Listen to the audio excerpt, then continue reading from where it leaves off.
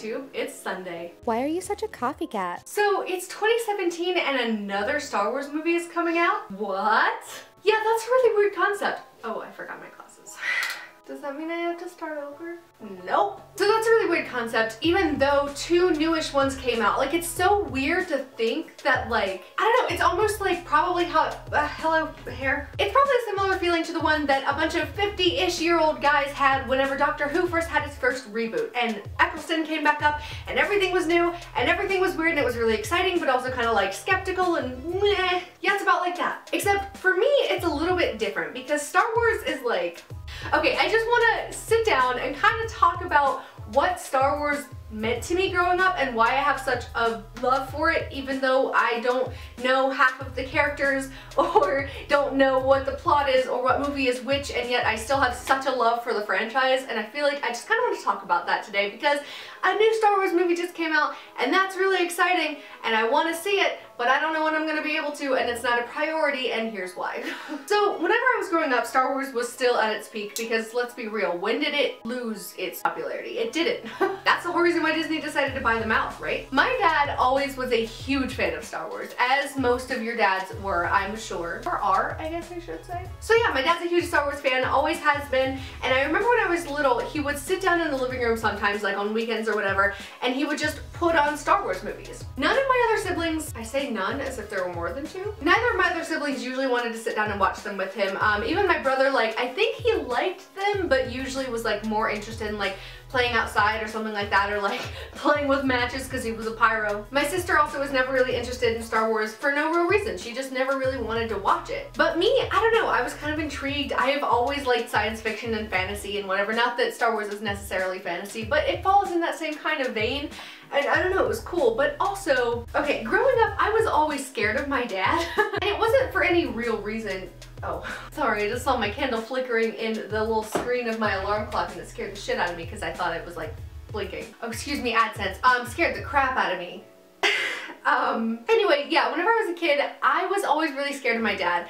I don't know why. There was no real reason. I was just intimidated by him for some reason. I don't know. Like, he's not really that scary of a dude, at least once you know him, but like, for some reason, I was like petrified to like start an actual conversation with him, and so I would like want to hang out with him, but I wouldn't want to talk to him because he scared me. The way that I used to do that sometimes was like, he would be playing video games in the living room and I would just sit there and watch him play video games and like make commentary occasionally, but mostly I'd just like watch him. It was like hanging out with my dad, but like in a not scary way. That sounds so weird to say, but okay. And it was the same thing whenever he was watching Star Wars. I would sit there and I would watch Star Wars with him, and it was our way of bonding. You know, we'd like make jokes a little bit, but like mostly we had to watch the movie. So it wasn't like super high pressure, like, hey, you know, be entertaining. This is weird. But it was a thing. I mean, it was the only way, aside from watching him play video games, that I bonded with him whenever I was that little. Later on there were more things, but like when I was that little, that was really the only thing. And so it was really cool because all of a sudden I can like talk to my dad about something that he actually likes, you know? We're sitting here experiencing this together.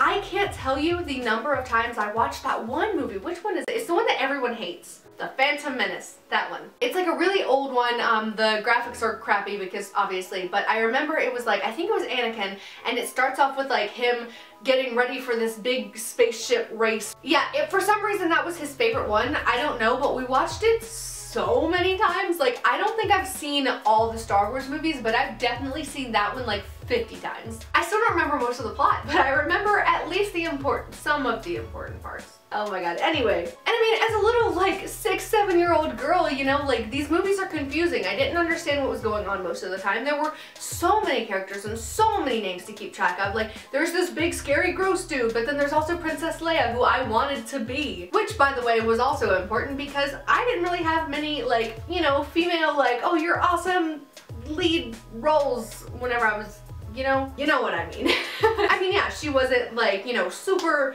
perfect. She was no Wonder Woman, but like she was a human, which was huge. And there was that one sexualized scene, which even Carrie Fisher said that she hated, but the rest of the movie, she was a badass. I don't know how to censor that for AdSense. Not that it matters. AdSense already hates you because you're gay. You're screwed. It's true. Oh my god, speaking of being gay though. Okay, so I got my first paycheck in literally like 4 months yesterday, and I mostly was just getting things that I needed, but I splurged just a little bit and treated myself to this Master Fairy highlight. I feel like I'm a beauty guru. Who is she? I'm gonna swatch this. Can you see it? Can you see it? Anyway, yeah, I remember seeing one of these in like some makeup store semi-recently and being like, oh my god, when I have money, I need one of these. Like, it's literally, it's rainbow. It's so pretty, and I was like, I need this for my face. We were in Walmart and I saw it and it was like $7, and yes please. I was getting makeup anyway, and I was like, you know what?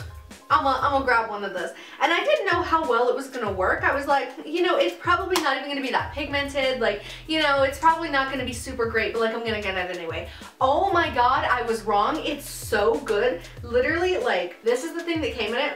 Watch, I'm just gonna, one little swipe.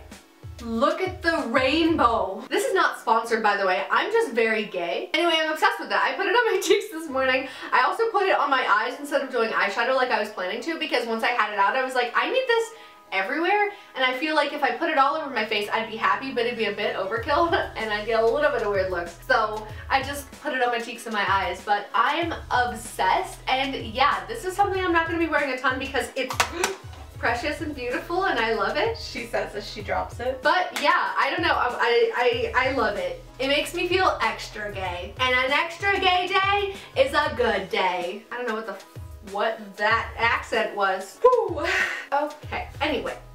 Back to it. So anyway, that takes me back to whenever Disney bought out the whole Star Wars Enterprise thing, aka Lucasfilms. I was originally skeptical about it, as was, I'm pretty sure, like, everyone else. Like, as soon as it came out, like, on the internet, I saw everyone, like, freaking out, like, oh my god, this is gonna be awful, or like, oh my god, this is gonna be amazing. It was very mixed, I feel like. But also, we were all kind of nervous because, like, no shade to Disney, but, like, I don't know, we didn't really want Elsa in Star Wars. I'm just saying. Then The Force Awakens came out, and it was honestly incredible. Now, okay, I didn't see it whenever it first came out, partly because I was nervous, partly because I'm a broke ass bitch and I can never really go to the movies when I want to. However, I have a lot of friends who did go out and see it. One of my best friends in the world, Lindsay, I love you and I miss you if you're watching this. She went and saw it and loved it, and so many people were so excited about it. So I was like, you know what? Okay, I want to see this movie. Now, Connor's dad actually got The Force Awakens on DVD after it went to DVD, and then we watched it in the living room, and I loved it. I also had seen, like, before I'd even watched the movie, that there was, like, a gay romance in it, and, like, I didn't realize it was, like, mostly theorized from the community, because I had also, like, seen a tweet from someone who was involved in making it who was like, maybe? I don't know. It's because Poe and Finn are in love, and everyone who keeps making Star Wars movies are punks. I mean, they're adorable.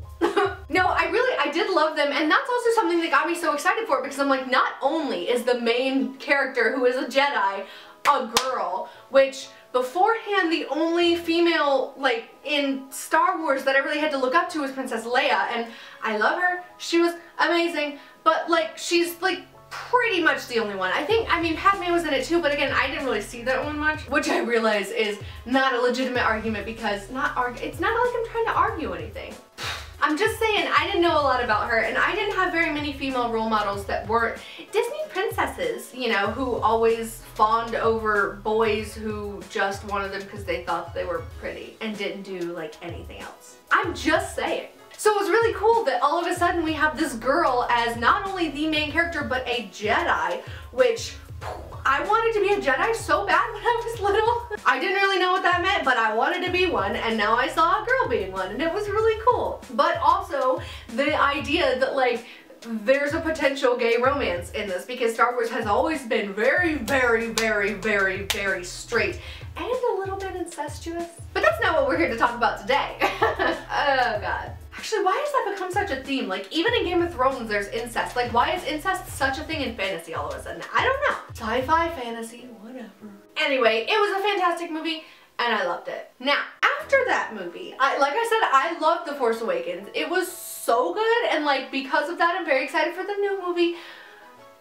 But then Rogue One came out, and okay, I already loved everyone in The Force Awakens. I was already kind of used to them, like, sweet, I'm gonna get to see more of them now because this is like added on and like, and then Rogue One happened. Okay, if you have not seen Rogue One, this is gonna be full of spoilers, so you might want to skip ahead to, I don't even know what, to my outro? Click off, I don't know, subscribe. I liked Rogue One, okay? I did not, and here's why. Okay, so Rogue One, to me it felt like a very filler movie, if that makes any sense. Like the entire cast was not anyone we had seen before. I mean, yeah, the entire cast was just like new and just for the sake of this one movie. And okay, it wasn't a bad movie. Standalone, it was a decent movie, but as an addition to the trilogy, what? As if there are only 3 movies. But as an addition to the Star Wars series, I feel like it was kind of disappointing because it felt like they just made it so they could make money off of the Star Wars name, which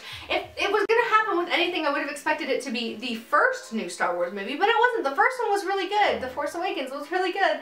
And then Rogue One comes out and it's like supposed to be like the prequel to the prequels, or so I don't know exactly where it falls in the storyline, but it's somewhere early on. I don't know. It felt like it was very like action-y for no real reason, and like just kind of like, oh, look at our graphics and all these characters who are gonna die at the end. Spoiler, by the way, they all, like, you're introduced to them all and then you're like, yeah, maybe I like these guys, and then they all die at the end.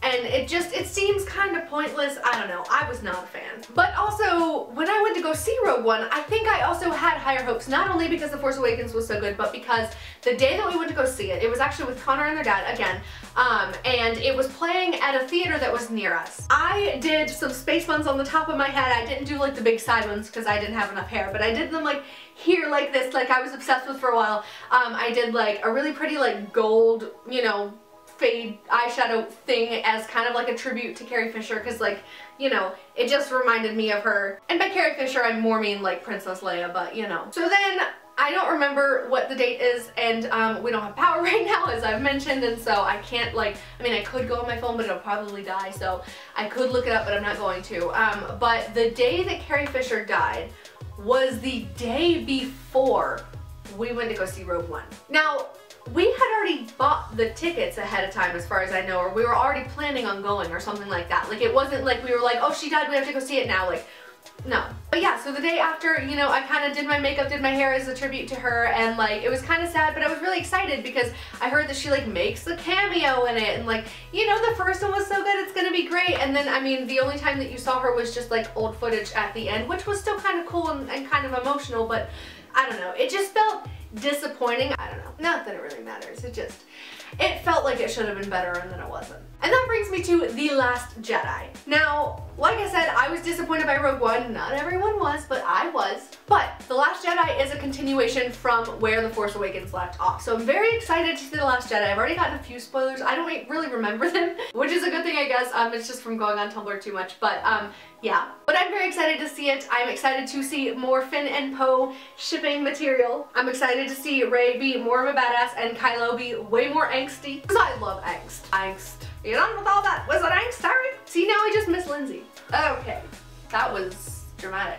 That's about all I have to say. I don't know, my uncle actually wrote a review of it, so I will link that in the description if you want to go read that. He was not too pleased with The Last Jedi, but I don't know, he also is a film critic and like kind of has to be like, you know, critical, but I don't know. He said it wasn't bad, and a lot of people seem to love it, so I'm excited to see it no matter what. So anyway, yeah, go check out my Uncle David's article because he's a cool dude. Go check out The Last Jedi because it's probably good. Go buy some fairy highlights, not sponsored, so you can be gay like me.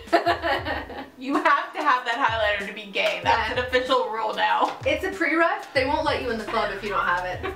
A new rule change, sorry. Also, before I go, things are important right now. Please text resist, or I think it's battle. I texted resist, now maybe it's battle, to 50409 and write a little text to your congressmen and to your other like senators and government people and whatever. Like send something to everyone if you want to. Like it makes, that little text thing makes it so easy. I sent a letter to my congressperson in North Carolina because that's still the address that I had on there. So like I'm in California now, but anyway, he wrote me back and he's also opposed to blocking net neutrality, or I mean keeping net neutrality. that. Yeah. That. It's confusing It's to so talk about. confusing, Yeah. but you know what I mean. Like, keeping the internet free and open and unregulated. Seriously guys, it is so important.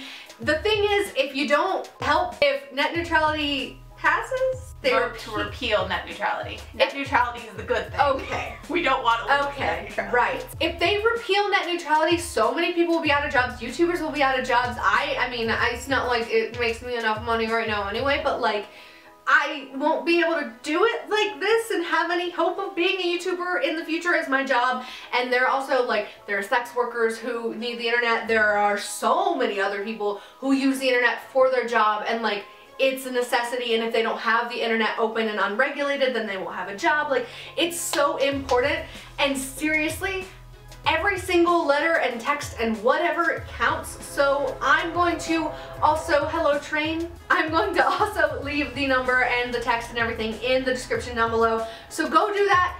Do important shit, because important shit's happening and it's scary because the first vote did pass. And so it's moving on to the second stage. It's getting real, guys. So let's get on that. I was gonna do a video on it today. I don't really feel like doing a whole video, but I did want to at least mention it because it's important. You think the adpocalypse is bad? The internet apocalypse is worse. Okay, I am done for now. That's a lie. Actually, guys, I am literally 20 subscribers away from 400. My goal is to hit 400 by the end of December, by 2018, to have 400 subscribers starting 2018.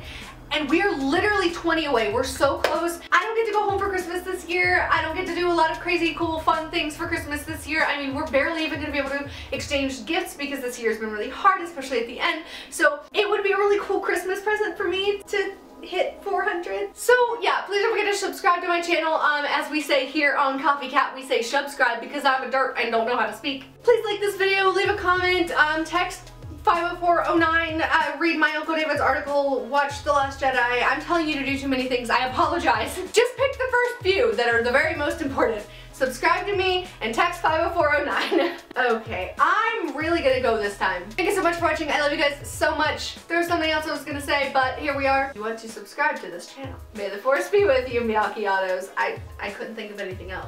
I'll see you next week. Hopefully. Text 50409. Why are you such a coffee cat? Ooh. Oh wait, Spock is Star Trek, right? Oh, Star Wars fans are gonna hate you. Yeah, I like them both. I'm sorry. I'm not sorry, actually. Baby, I'm sorry. I'm not sorry. I'm very sorry for that, though. Oh my god. Okay.